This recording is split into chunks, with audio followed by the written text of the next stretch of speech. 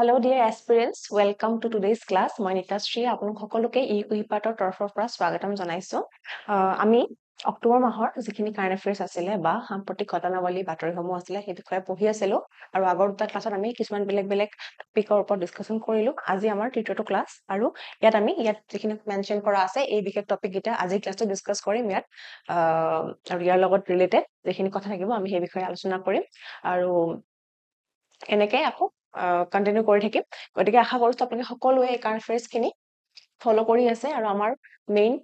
মোটিভটো হৈছে যে যিসকল ছাত্ৰ-ছাত্ৰীয়ে অসমীয়া মাধ্যমত প্ৰস্তুতি চলাই আছে বা অসমীয়া মাধ্যমত পৰীক্ষাত বহিম বুলি ভাবি আছে বহিব বিচাৰিছে তেওঁলোকৰ কাৰণে এটা ষ্টেপ লোৱা বা তেওঁলোকৰ কাৰণে অলপ সুবিধা কৰি দিয়া যিহেতু অসমীয়া মাধ্যমত আমাৰ মেটেৰিয়েলছ খুবেই কমকৈ পোৱা যায় হয়নে গতিকে আপোনালোকৰ কাৰণে আমি এই বিশেষ ষ্টেপটো লৈছো সেই ষ্টেপটো লৈ পেলাই আমি অসমীয়া মাধ্যমৰ ছাত্ৰ-ছাত্ৰীখিনিক এখোজ আগুৱাই যোৱাত সহায় কৰিব বিচাৰিছো আৰু অসমীয়াতে গোটেইখিনি কথা আমি ৰাখিছো হয়নে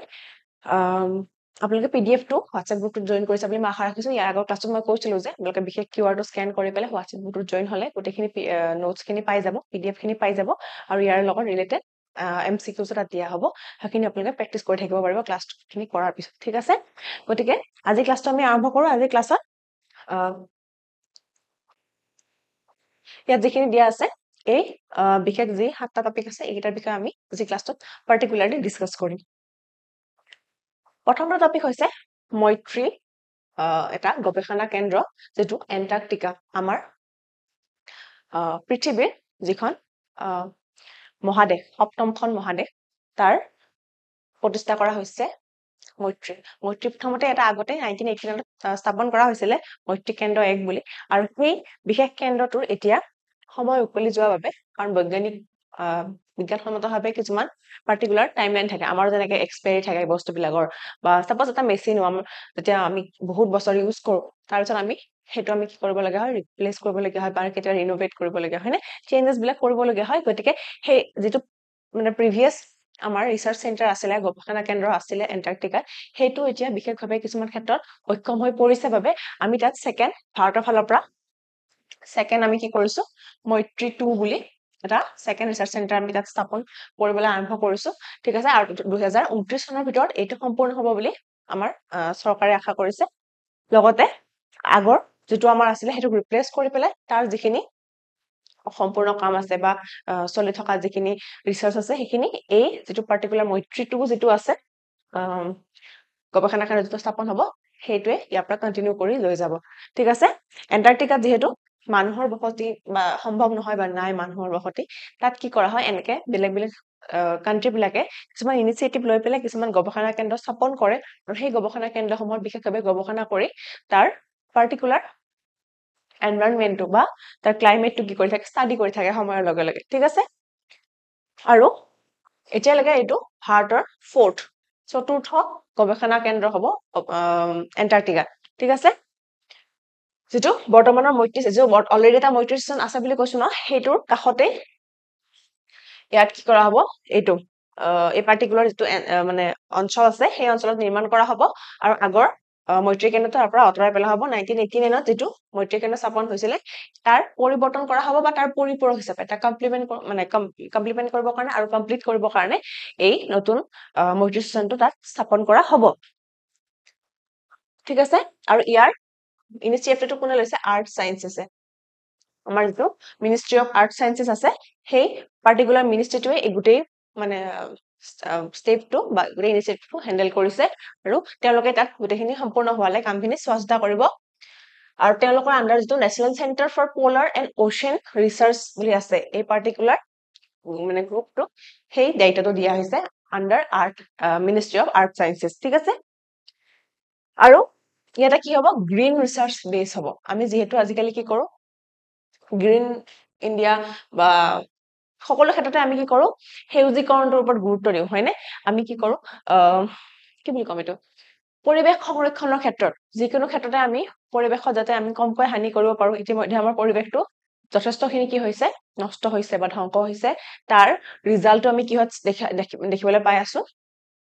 ক্লাইমেট চেঞ্জত আমাৰ ওয়েদাৰ এতিয়া বৰ্তমান অক্টোবৰ নৱেম্বৰ মান্থটো আমাৰ কি হৈ আছে খুব ৰ'দ দি আছে গৰম চলি আছে হয় না নহয় গতিকে সেই পৰিৱেশটো যদি আমি এতিয়া এই পাৰ্ট ইমান মানে অলৰেডি হাই টাইম হৈ গৈছে, এইখিনি সময়তে যদি আমি ইনিচিয়েটিভ লৈ পেলাই চেঞ্জ নকৰো বা আমি অলপ হলেও তাৰ সংৰক্ষণ কৰিবলৈ বা পৰিৱৰ্তন আনিবলৈ চেষ্টা নকৰো, গতিকে পিছলৈ আৰু ভয়াৱহ পৰিস্থিতিৰ সৃষ্টি হ'ব, হয়নে? গতিকে সেইকাৰণে প্ৰতিটো ক্ষেত্ৰতে, আৰু যিহেতু এণ্টাৰ্কটিকা এটা বহুত ফ্ৰেজাইল এটা এৰিয়া, তাত বৰফ হৈ থাকে, চাৰিওফালে বৰফ হৈ থাকে, আৰু সেই বৰফখিনি গলিলে পৃথিৱীখনত কি হ'ব, বহুত এটা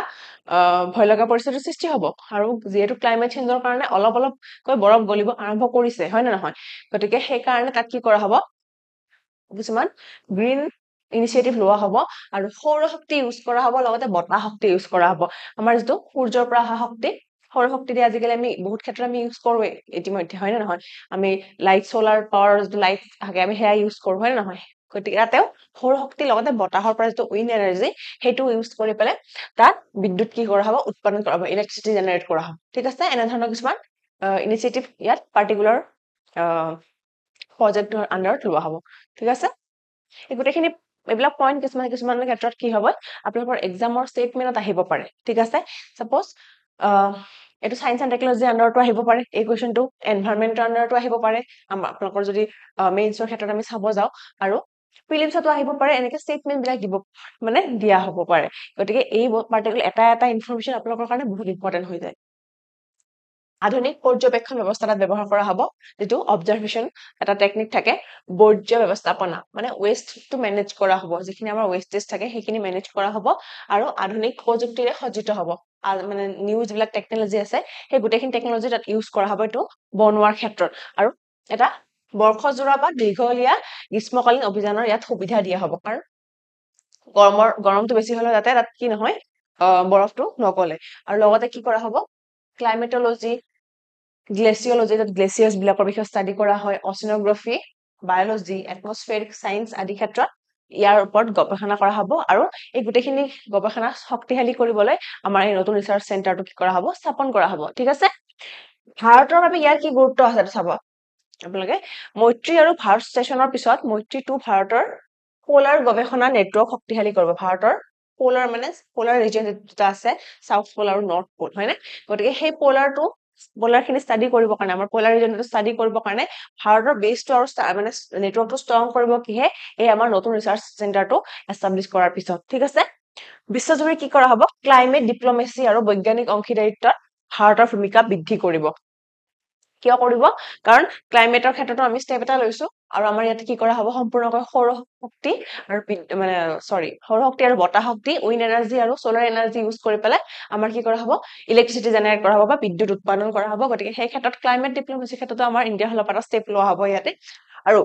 এণ্টাৰ্কটিকাত আধুনিক পৰিৱেশসন্মত উপস্থিতি স্থাপন কৰি ভাৰতৰ গৱেষণাৰ সক্ষমতা বৃদ্ধি কৰিব। মানে কি কৰিব, যদিও এটা ৰিচাৰ্চ কৰি থকা হ'ব, তাত কি কৰা হ'ব, সম্পূৰ্ণকৈ আধুনিক ব্যৱস্থাসমূহ গ্ৰহণ কৰা হ'ব, আৰু লগতে পৰিৱেশসন্মত, পৰিৱেশত যাতে তাৰ পৰা কোনো হানি নহয়। আমি সেই ৰিচাৰ্চ কৰাৰ ক্ষেত্ৰত বহু ক্ষেত্ৰত আমাৰ এনেকুৱা হয়, আমি কেতিয়াবা ৰিচাৰ্চ কৰাৰ কাৰণে পৰিৱেশত কেতিয়াবা কি কৰা হয়, বহু ক্ষেত্ৰত হানি আমি কৰো পৰিৱেশৰ। কেতিয়া কি হয়, যেনেকে কোল মাইনিং কৰাৰ ক্ষেত্ৰত আমাৰ চইল ডেমেজ হৈ যায়, বহুত ক্ষেত্ৰত আমি ইণ্ডাষ্ট্ৰী বিলাক আমাৰ ডেভেলপমেন্টৰ কাৰণে কৰো, যদিও আমাৰ এয়াৰ পলিউশ্যন হৈ আছে, ৱাটাৰ পলিউশ্যন হৈ আছে। ইয়াতে যদিও ৰিচাৰ্চ কৰা হ'ব, আমি নিজৰ সুবিধাৰ কাৰণে যদিও মানে এই পাৰ্টিকুলাৰ ৰিচাৰ্চ চেণ্টাৰটো যদি আমি এষ্টাব্লিছ কৰি ল'ম, কিন্তু আমি আমাৰ ফালৰ পৰা সম্পূৰ্ণ গুৰুত্ব দিয়া হ'ব ভাৰত চৰকাৰৰ ফালৰ পৰা, যাতে পৰিৱেশত ইয়াৰ কোনো ধৰণৰ প্ৰভাৱ নপৰক, আৰু সম্পূৰ্ণ পৰিৱেশসন্মত পদ্ধতি তাত ব্যৱহাৰ কৰা হ'ব। ঠিক আছে,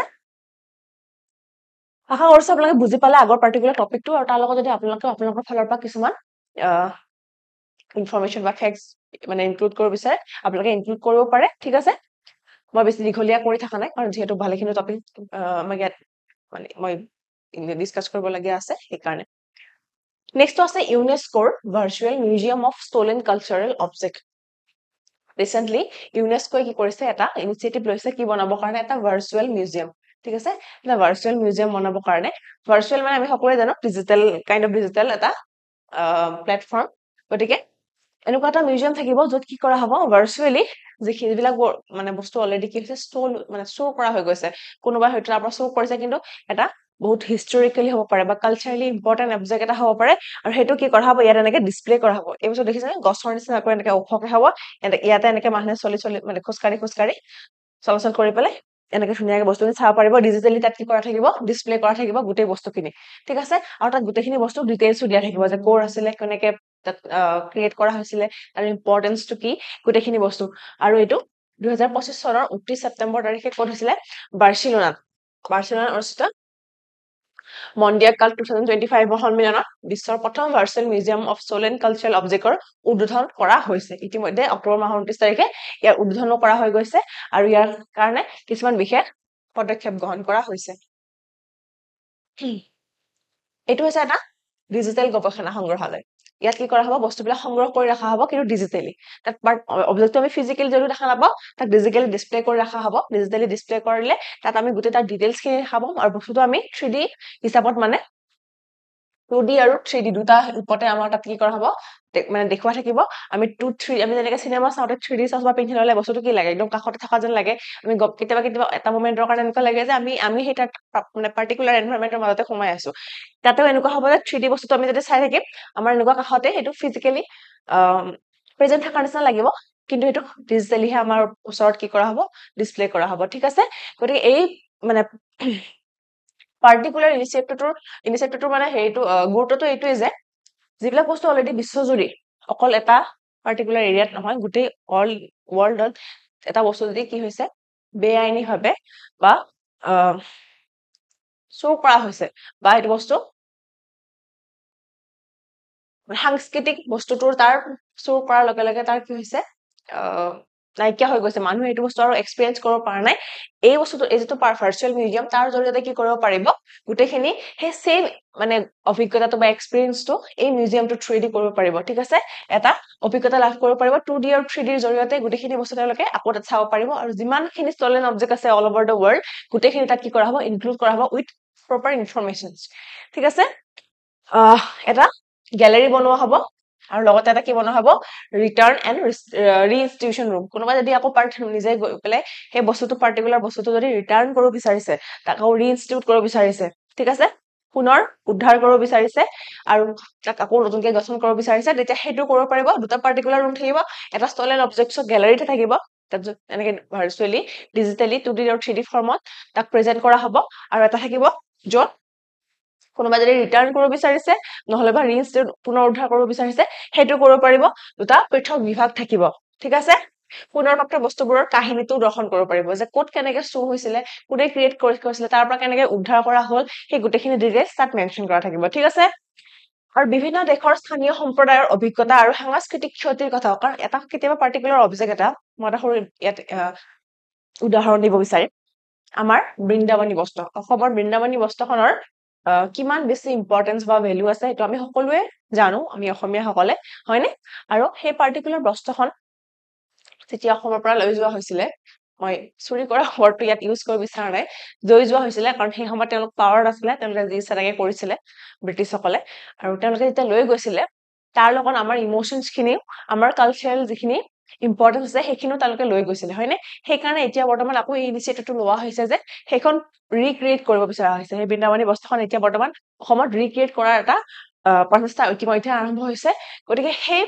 যিখন বস্ত্ৰ বৃন্দাবনী বস্ত্ৰত আমাৰ হাজাৰ হাজাৰ অসমীয়াৰ তাত কি আছে সপোনসমূহো জড়িত হৈ আছে আমাৰ ইমোশ্যনছখিনিও জড়িত হৈ আছে সেইখনৰ কথা ভাবিলে আমাৰ এতিয়াও দুখ লাগে যে সেইখন আমাৰ আছিলে আমাৰ কাৰণে আমাৰ ফিউচাৰ জেনেৰেশ্যনৰ কাৰণে তেওঁ বনাই থৈ গৈছিলে মহাপুৰুষ শ্ৰীমন্ত শংকৰদেৱে কিন্তু সেইখন আমি এক্সপিৰিয়েঞ্চে কৰিব নাপালো চাবই নাপালো চুবই নাপালো সেইখন কি হৈ গ'ল বেলেগ কোনোবাই লৈ গৈ নিজৰ মিউজিয়ামত কি কৰিছে ডিসপ্লে কৰি ৰাখিছে গতিকে তেনেধৰণৰ কিছুমান কালচাৰেলি আৰু ছচিয়েলি ইম্পৰ্টেণ্ট কিছুমান অবজেক্ট যিবিলাক অলৰেডি চুৰ হৈ গৈছে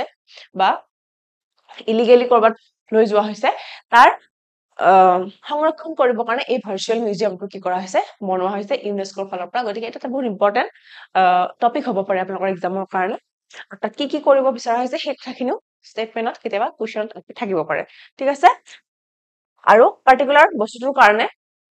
বস্তুটো চুৰ হৈ যোৱাৰ কাৰণে বা নাইকিয়া হৈ যোৱাৰ কাৰণে সেই পাৰ্টিকুলাৰ সম্প্ৰদায়টোৰ কমিউনিটিটোৰ আৰু কালচাৰটোৰ কি ক্ষতি হ'ল সেই বিষয়েও আমাৰ ভাৰ্চুৱেল মিউজিয়ামটোত কৰা থাকিব কাহিনীসমূহ বৰ্ণনা কৰা থাকিব ঠিক আছে আৰু মই যেহেতু ফটোখন দেখুৱালো আপোনালোকক ফ্ৰেন্সিছ কেৰী বুলি এজন জাৰ্মান কি আছে স্থাপত্যবিদ বা আৰ্কিটেক্ট আছে তেওঁ এই যিটো পাৰ্টিকুলাৰ এইটো দিছে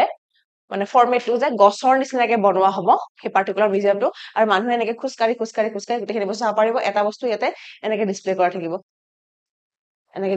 থাকিব ঠিক আছে বাওবাব বুলি এডাল গছ আছে আপোনালোকে গুগল কৰি চালে দেখিব সেই বাওবাব গছডালৰ যিটো ফৰ্মেট বা যিটো ষ্ট্ৰাকচাৰ সেই হিচাপত তেওঁ আমাৰ যিজন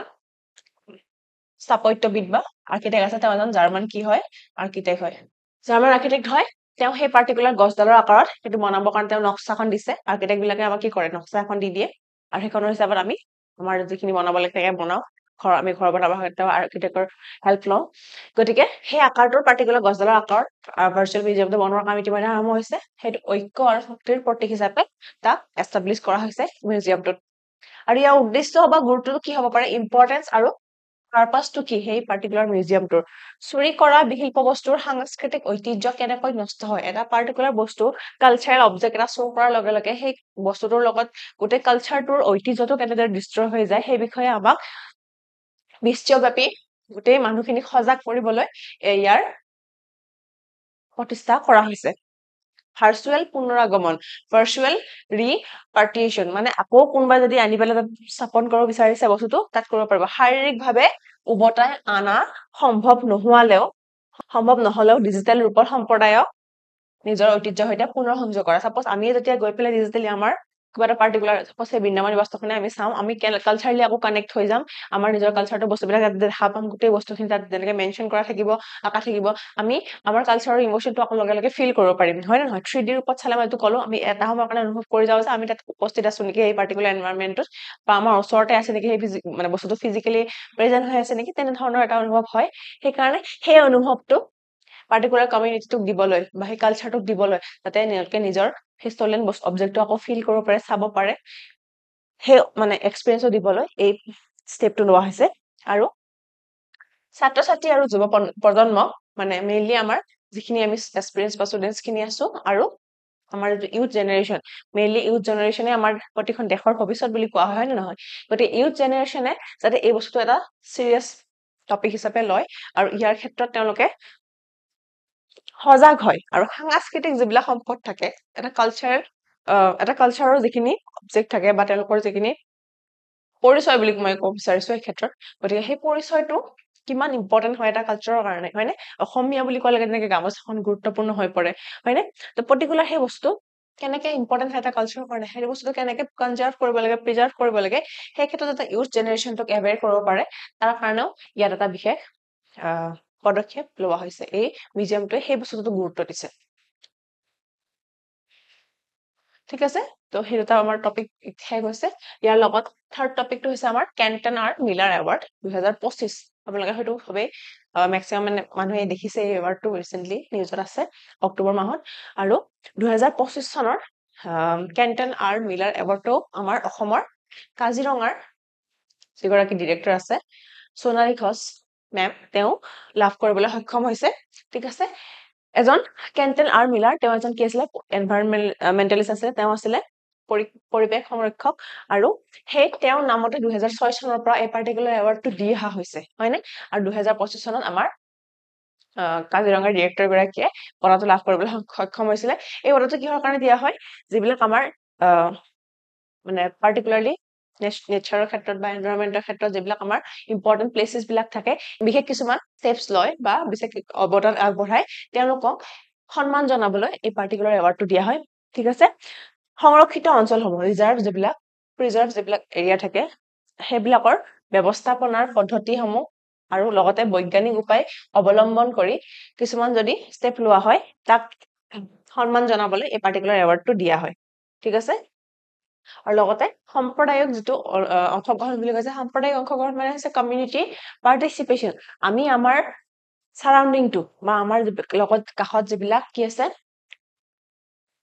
ইম্পৰ্টেন্ট ৰিজাৰ্ভ এৰিয়া আছে সেইবিলাক আমি নিজে কি কৰি ৰাখিব লাগিব সংৰক্ষণ কৰি ৰাখিব লাগিব আমি ষ্টেপছ দিব লাগিব আমি যদি গোটেই ক্ষেত্ৰতে গভৰ্ণমেণ্টক কৈ থাকো গভৰ্ণমেণ্টে এজন কিমান কৰিব চাপ'জ গভৰ্ণমেণ্টে আমাৰ কাৰণে কিবা এটা পাৰ্টিকুলাৰ বস্তু বনাই দিছে সেই বস্তু সংৰক্ষণ কৰাটো আমাৰ দায়িত্ব হয় নে নহয় আমি যদি নিজৰ ঘৰটো চাফা কৰি ৰাখি বাহিৰত যদি আমি আমাৰ ডাষ্টবিন খিনি পেলাই দিওঁ আমি গাড়ীখনেৰে চিপছটো খাই পেকেটটো বাহিৰত পেলাই দিওঁ সেই বস্তুটো চৰকাৰ দায়িত্ব নহয় যে প্ৰতিটো ক্ষেত্ৰত চবকে গৈ গৈ সেই বস্তুটো শিকাই থাকিব আমি এজ এ এভাৰ চিটিজেন আমি সেই বস্তুটো নিজে ল'ব লাগিব সেই চিভিক চেন্সখিনি আমাৰ সকলোৰে থাকিব লাগিব হয় নহয় তেতিয়াহে আমাৰ পৰিৱেশটো কি হৈ থাকিব আমি এটা দীঘলীয়া সময়লৈকে এনেধৰণে মানে আমি পাম আমাৰ পৰিৱেশটো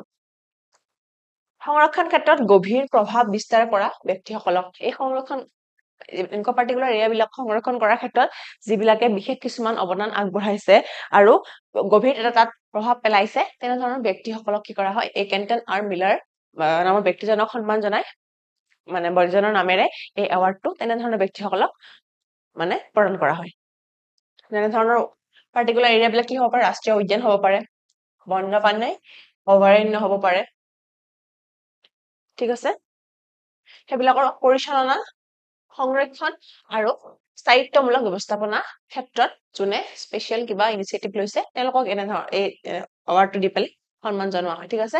আৰু এইটো হৈছিলে এবাৰ আবুধাবিত হৈছিলে আৰু আবুধাবিত আমাৰ সোণালী ঘোষ মেমক দিয়া হয় আৰু তেওঁৰ লগতে ৰক চাইমন চেভিলিয়াৰ বুলি এজন ইকুৱেডৰৰ এজন পৰিৱেশ সংৰক্ষণকাৰী হয় তেওঁ এওঁলোক দুজনক কি কৰা হৈছে এইটো দিয়া হৈছে এৱাৰ্ড তেওঁ কাজিৰঙা ৰাষ্ট্ৰীয় উদ্যান আৰু টাইগাৰ ৰিজাৰ্ভৰ ফিল্ড ডিৰেক্টৰ হয় আৰু তেওঁ এটা ইম্পৰ্টেণ্ট বস্তু ইয়াতে যে তেওঁ হৈছে আমাৰ ভাৰতৰ পৰা প্ৰথমগৰাকী ভাৰতীয় যিয়ে কেণ্টন আৰ মিলাৰ এৱাৰ্ডটো লাভ কৰিবলৈ সক্ষম হৈছে এইটো এটা ইম্পৰ্টেণ্ট পইণ্ট নেক্সট আছে আমাৰ নেক্সট টপিকটো হৈছে অল ইণ্ডিয়া চিনক্ৰনাছ এলিফেণ্ট এষ্টিমেশ্যন যেটো 2021 আৰম্ভ হৈছিলে আৰু 2025 তাৰ কি কৰা হৈছে ৰিপৰ্টটো সাবমিট কৰা হৈছে আৰু এই পাৰ্টিকুলাৰ ইনিচিয়েটিভটো কোনে লৈছে আমাৰ বন আৰু পৰিৱেশ মন্ত্ৰালয় মিনিষ্ট্ৰি অফ এনভাইৰনমেন্ট ফৰেষ্ট আৰু ক্লাইমেট চেঞ্জ ঠিক আছে তেওঁলোকৰ লগত সহযোগিতা কৰিছে প্ৰজেক্ট এলিফেণ্ট বুলি যেটো এটা প্ৰজেক্ট আছে আৰু লগতে wild life institute of India এই তিনিটা সংস্থা একেলগে লগ হৈ পেলাই তিনিটা পাৰ্টিকুলাৰ গ্ৰুপ লগ হৈ পেলাই এই মানে ভাৰতৰ হাতীসমূহ গণনা কৰাৰ পদ্ধতিটো সম্পূৰ্ণ কৰিছে 2021 পৰা 2000 এটা ৰাষ্ট্ৰীয় মহাপ্ৰয়াস 2025 এইটো সম্পূৰ্ণ হৈছে ঠিক আছে আৰু এইটো হৈছে ভাৰতৰ প্ৰথম ডিএনএ ভিত্তিক ডিএনএৰ ওপৰত বেছ কৰি ডিএনএৰ ওপৰত ষ্টাডি কৰি পেলাই এইটো এটা নতুনকৈ বিজ্ঞানসন্মতভাৱে ষ্টাডি মানে কৰা এটা ষ্টাডি ইয়াৰ আগলৈকে কিছুমান বেলেগ আগৰ কিছুমান ৰিচুৱেলছ যিবিলাক আছিলে সেইবিলাক ইউজ কৰি পেলাই হাতী গণনা কৰা মানে প্ৰক্ৰিয়াটো চলি আহিছিলে কিন্তু এবাৰ প্ৰথমবাৰৰ বাবে বৈজ্ঞানিক ভিত্তিত কি কৰা হৈছে হাতী গণনা কৰা হৈছে য'ত ডিএনএ সমূহ ষ্টাডি কৰা হৈছে ঠিক আছে অকল অবজাৰ্ভ কৰা হোৱা নাই ইয়াত জেনেটিক তথ্যবিলাকৰ ওপৰতো কি কৰা হৈছে গুৰুত্ব দিয়া হৈছে আৰু জেনেটিক তথ্যবিলাক মানে ষ্টাডি কৰি পেলাই হাতীৰ গণনাসমূহ কৰা হৈছে 2021 চনত আৰম্ভ হৈছিলে আৰু সম্পূৰ্ণ প্ৰতিবেদন কেতিয়া অক্টোবৰ 2025 মানে সাবমিট কৰা হৈছে ইয়াৰ উদ্দেশ্য আছিল ভাৰতীয় হাতীৰ সঠিক মানে গণনা কিমান আছে লগতে বিস্তৃতি ডেন্সিটিটো কিমান আছে আৰু জনসংখ্যাগত পৰিৱৰ্তন কিবা আছে নেকি জনসংখ্যা বাঢ়িছে নে কমিছে হাতীৰ সেই গোটেইখিনি বস্তু এই ষ্টাডিটোৰ ভিতৰত কৰা হৈছে ইনক্লুড কৰা হৈছে আৰু ফলাফলসমূহ এনেধৰণৰ আছে বৰ্তমান এষ্টিমেশ্যন কিমান পাইছে 22446টা পোৱা হৈছে 2017 চনত কৰোতে 27312টা পোৱা গৈছে গতিকে সেই ক্ষেত্ৰত যদি আমি কম্পেয়াৰ কৰো তেতিয়া 7 into 18% কি হৈছে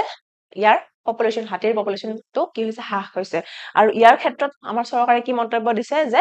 যেহেতু নতুন গণনা পদ্ধতি ইউজ কৰা হৈছে আগৰ পদ্ধতিসমূহতকৈ সম্পূৰ্ণকৈ পৃথক গতিকে সেই ক্ষেত্ৰত এই কম্পাৰিজনটো কি নহব প্ৰপাৰ নহব আমি যদি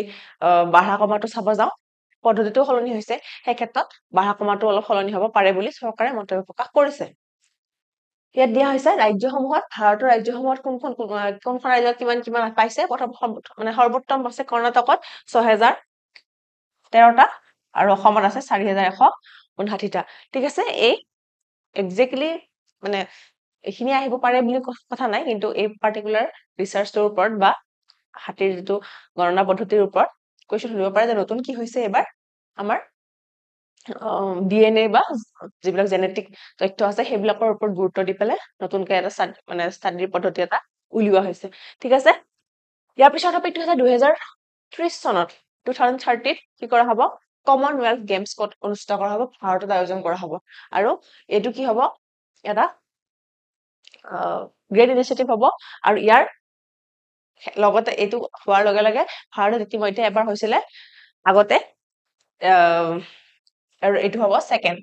26 নৱেম্বৰ 2025 গ্লাছগোটো এখন সদন হৈছিলে কেবিনেট তাতে এই সিদ্ধান্ত গ্ৰহণ কৰা হৈছে ভাৰতৰ কেন্দ্ৰ চৰকাৰে আগতে এই অনুমোদন আগবঢ়াইছিলে ঠিক আছে আৰু হোষ্ট কোলাবৰেচন এগ্ৰিমেন্টৰ স্বাক্ষৰ কৰাৰ পিছত গুজৰাটৰ আহমেদাবাদত কি হ'ব এতিয়া কমনৱেলথ গেমছটো অনুষ্ঠিত কৰা হ'ব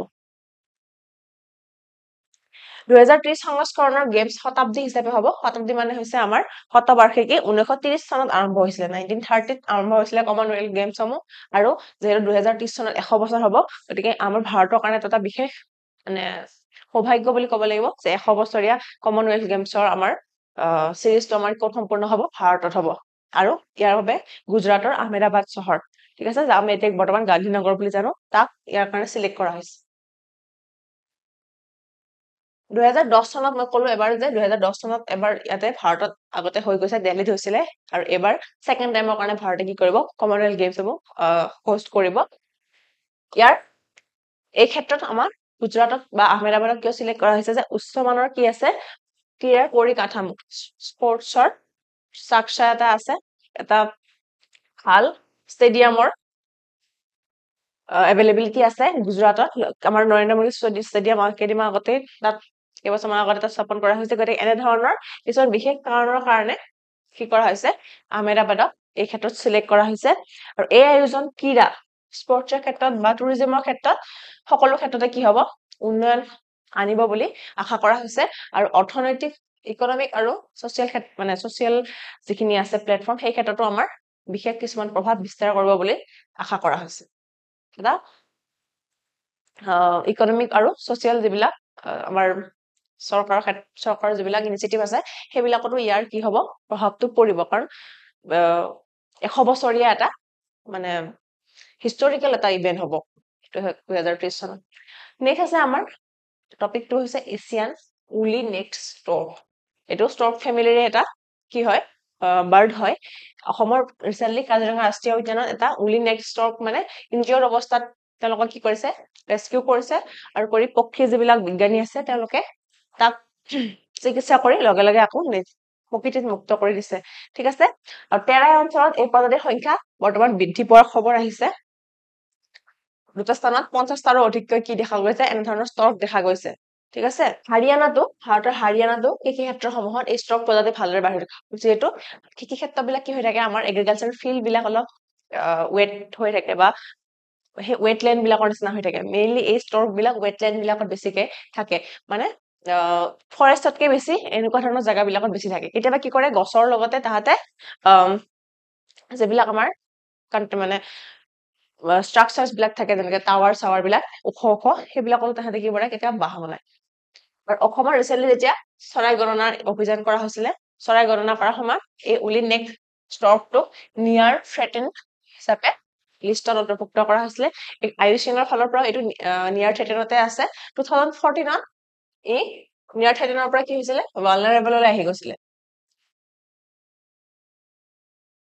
কিন্তু 2019ত আকৌ কি হয় নিয়াৰ থ্ৰেটেনত আহি যায়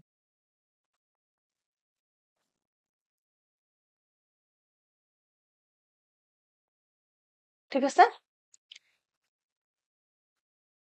বিপন্নৰ দিশে আগুৱাই থকা মানে আমি যদি ভালকে এইখিনি সংৰক্ষণ কৰি নাৰাখো লাহে লাহে এইখিনি কি হৈ যাব এক্সটিংক্ট হৈ যাব জলাভূমি আৰু খাল নদী অক্ষুণ্ণ ৰখা চিকাৰৰ ওপৰত নিয়ন্ত্ৰণ কৰা এই গোটেইখিনি ষ্টেপছ আমি ললেহে কি কৰিব পাৰিম প্ৰকৃতিৰ লগত আমি যদি কোঅপাৰেচন ৰাখো তেতিয়া আমি এই প্ৰজাতিসমূহ কি কৰিব পাৰিম সংৰক্ষণ কৰি ৰাখিব পাৰিম গতিকে এই ক্ষেত্ৰত আমি কি কৰিব লাগিব আমি মানুহবিলাক সজাগ হ'ব লাগিব হয়নে গতিকে নেচাৰটোৰ লগতে নেচাৰৰ যিবিলাক এলিমেন্টছ আছে ৱাইল্ড লাইফ হওক বা এনেকুৱা চৰাই চিৰিকটিসমূহ আমি কি কৰি ৰাখিব সংৰক্ষণ কৰি ৰাখিব লাগিব আৰু তাৰ লগতে আমি কি কৰিব লাগিব জলাভূমি যিবিলাক আছে ৱেটলেণ্ডছ বিলাক খাল নদীবিলাক অক্ষুণ্ণ ৰাখিব লাগিব চিকাৰ বিলাক নিয়ন্ত্ৰণ কৰিব লাগিব আৰু প্ৰকৃতিৰ লগত নেচাৰৰ লগত এটা কোঅপাৰেটিভ ৰিলেশ্যন বজাই ৰখাটো আমাৰ সবতছে ইম্পৰ্টেন্ট ষ্টেপ হয় এই ক্ষেত্ৰত ঠিক আছে এইটো আমাৰ most probably লাষ্ট টপিক হ'ব আজি অসমৰ সত্ৰ আয়োগ ৰিচেন্টলি কি কৰা হৈছে চৰকাৰৰ ফালৰ পৰা এখন অসম সংৰক্ষণ আৰু বিকাশ বিধেয়ক হিচাপে প্ৰথমতে বিল হিচাপে কেবিনেটত উত্থাপন কৰা হৈছিলে আৰু লগতে অক্টোবৰ মাহতে কি কৰা হ'ল ইয়াৰ ওপৰত অনুমোদন দিয়া হ'ল আৰু সেইকাৰণে এখন কি হ'ল আয়োগ হৈ গ'ল ঠিক আছে এই আয়োগ হৈ গ'ল আমাৰ এতিয়াও বহুখিনি সত্ৰৰ অন্তৰ্ভুক্ত যিখিনি লেণ্ড আছে মাটি আছে বহুতেই অবৈধভাৱে দখল কৰি ৰাখিছে আৰু আমি জানো যে সত্ৰৰ যিখিনি মাটি থাকে সত্ৰৰ যিখিনি এৰিয়া থাকে সেইখিনি কি কৰা নহয় বেলেগক পটকে দিয়া নহয় বা তাত বেলেগৰ অনুমতি নাথাকে যিখিনি মানুহ সত্ৰৰ লগত জড়িত হৈ থাকে তেওঁলোকে সেই মাটিখিনি পাৰ্টিকুলাৰ খিনি মানে এৰিয়াটোত থাকিব পাৰে বা ইউজ কৰিব পাৰে গতিকে ৰিচেণ্টলি ষ্টাডি কৰোঁতে পোৱা গৈছে যে বহুতখিনি এনেকে মাটি অবৈধভাৱে দখল কৰি ৰখা হৈছে গতিকে সত্ৰসমূহক আমাৰ যিখিনি বৈষ্ণৱ সত্ৰ আছে অসমৰ গোটেইখিনিকে সংৰক্ষণ প্ৰদান কৰিবলৈ এই বিশেষ বিধেয়কখন অনা হৈছিলে আৰু বিধেয়কখন ইতিমধ্যে স্বাক্ষৰিত হৈ পেলাই সেইখন এখন আয়োগ গঠন হৈছে অসম সত্ৰ আয়োগ বুলি তাত কি কৰা হ'ব অসম সত্ৰসমূহ সংৰক্ষণ কৰা হ'ব লগতে বিকাশৰ ক্ষেত্ৰতো কিছুমান ভূমিকা গ্ৰহণ কৰা হ'ব অসম ৰাজ্যখনৰ যিমানখিনি বৈষ্ণৱ সত্ৰ আছে তাৰ ঐতিহ্য ভূমি আৰু পুথি ভাণ্ডাৰ যিখিনি আছে শিল্প সংস্কৃতি গোটেইখিনি সংৰক্ষণ কৰা হ'ব আৰু আয়োগৰ মুখ্য দায়িত্ব কাক দিয়া হ'ব মুখ্য দায়িত্বত থাকিব মানে মুখ্য যিখিনি পাৰপাছ থাকিব উদ্দেশ্য সেই সত্ৰভূমি দখলৰ তদন্ত কৰা হ'ব যিখিনি মাটি ইতিমধ্যে দখল কৰি ৰখা হৈছে অবৈধভাৱে তাৰ ওপৰত তদন্ত হ'ব সেইখিনি মুকলাই অনাৰ ব্যৱস্থা কৰা হ'ব সত্ৰ সংস্কৃতি সংৰক্ষণ কৰা হ'ব পৰ্যটন যিহেতু আমি এটা আমাৰ সত্ৰ নগৰী মাজুলীৰ কথাই ক'ব যাওঁ বা বেলেগ যিমানখিনি সত্ৰ আছে অসমত গোটেইখিনি কি হয় আমাৰ টুৰিজিমৰ ফালৰ পৰা ইম্পৰ্টেণ্ট কিছুমান পৰ্যটন ক্ষেত্ৰ হয় গতিকে সেইখিনি আমি উন্নয়ন কৰিব লাগিব আৰু ডিজিটেল তথ্য ভঁৰাল নিৰ্মাণ কৰা ডিজিটেলি যিমানখিনি আমাৰ সত্ৰৰ তথ্য আছে সেইখিনি এটা তথ্য ভঁৰাল নিৰ্মাণ কৰি তাৰ গোটেই ইনফৰমেশ্যনখিনি কি কৰা হ'ব কালেক্ট কৰি ৰখা হ'ব আৰু এই আয়োগৰ সভাপতি হিচাপে এজন অৱসৰপ্ৰাপ্ত উচ্চ ন্যায়ালয়ৰ আমাৰ হাইকোৰ্টৰ এজন জাজ যি অলৰেডি ৰিটায়াৰ্ড হৈছে তেওঁক দায়িত্ব দিয়া হ'ব তাৰমানে এতিয়াৰ পৰা আইনীভাৱে কি কৰা হ'ব সত্ৰসমূহৰ সংৰক্ষণ দিয়া হ'ব যদি সত্ৰৰ ক্ষেত্ৰত কোনোবাই কি কৰে হস্তক্ষেপ কৰে লগে লগে তাত আইনী ব্যৱস্থা হাতত লোৱা হ'ব ভূমি প্ৰশাসন বিভাগো থাকিব তাত চৰকাৰৰ আৰু সত্ৰ প্ৰতিনিধিসকলো থাকিব সেই পাৰ্টিকুলাৰ আয়োগখনত আৰু বৰ্তমানৰ অস্থায়ী সত্ৰ আয়োগখন যিখন গঠন হৈছে সেই আয়োগখনে চূড়ান্ত প্ৰতিবেদনখন দাখিল কৰাৰ লগে লগে কি হ'ব স্থায়ী আয়োগখন গঠন কৰা হ'ব আৰু এই আয়োগৰ আৰ্থিক কিছুমান কি থাকিব প্ৰশাসনিক ক্ষমতা থাকিব আৰ্থিক ক্ষমতা থাকিব আৰু 25 বছৰীয়া এটা দীঘলীয়া এটা পৰিকল্পনা কৰি পেলাই সংস্কৃতিৰ যিখিনি সংৰক্ষণৰ কাৰণে ষ্টেপছ ল'ব লাগে বা হাতত ল'ব লাগে ব্যৱস্থা সেইখিনি গোটেইখিনি কৰা হ'ব ঠিক আছে আয়োগখনত কোন কোন থাকিব এটা আমাৰ জনাটো দৰকাৰ যে এজন কি থাকিব উচ্চ ন্যায়ালয়ৰ ৰিটায়াৰ্ড জাজ এজন থাকিব অৱসৰপ্ৰাপ্ত বিচাৰপতি লগতে আমাৰ ভূমি প্ৰশাসন বিভাগ থাকিব যিহেতু লেণ্ডটোৰ ওপৰত বেছিকৈ গুৰুত্ব দিয়া হৈছে যিখিনি লেণ্ড বা যিখিনি সত্ৰৰ ভূমি দখলত আছে সেইখিনি আমাক কি কৰা হ'ব মুকলাৰ ব্যৱস্থা কৰা হ'ব আৰু লগতে সত্ৰৰ বিষয়ে আমি যিহেতু ইনফৰমেশ্যনখিনি কালেক্ট কৰি পেলাই তথ্য ভঁৰাল বনাম গতিকে সত্ৰৰ প্ৰতিনিধিসকল থাকিবই লাগিব চবতছে বেছিকৈ সত্ৰখিনিৰ বিষয়ে তেওঁলোকেই জানে হয়নে গতিকে সত্ৰৰ প্ৰতিনিধিসকলো থাকিব আৰু লগতে সত্ৰখনক আৰু সত্ৰসমূহক গোটেই যিমানখিনি সত্ৰ আছে আৰু পৰ্যটন ক্ষেত্ৰ হিচাপে কেনেকে বিকাশ কৰিব পাৰি উন্নয়ন কৰিব পাৰি সেই ক্ষেত্ৰত ব্যৱস্থা গ্ৰহণ কৰা হ'ব ঠিক আছে গতিকে আমাৰ আজি ক্লাছটো ইমানতেই সমাপ্ত হৈছে আশা কৰিছো আপোনালোকে ভালকে ক্লাছটো ফলো কৰিলে আৰু গোটেইখিনি ইনফৰমেশ্যন আপোনালোকৰ কাৰণে বেনিফিচিয়েল হ'ব বুলি মই আশা ৰাখিছো ইয়াৰ যিখিনি হেৰি আছে নোটছখিনি আছে পিডিএফটো আপোনালোকে গ্ৰুপটো পাৰ্টিকুলাৰ হোৱাটছএপ গ্ৰুপটো আপোনালোকে পাই যাব ঠিক আছে নেক্সট ক্লাছত আকৌ কিছুমান নতুন টপিক লৈ পেলাই লগ পাই আছো আজিৰ কাৰণে ইয়াতে সামৰিছো থেংক ইউ টেক কেয়াৰ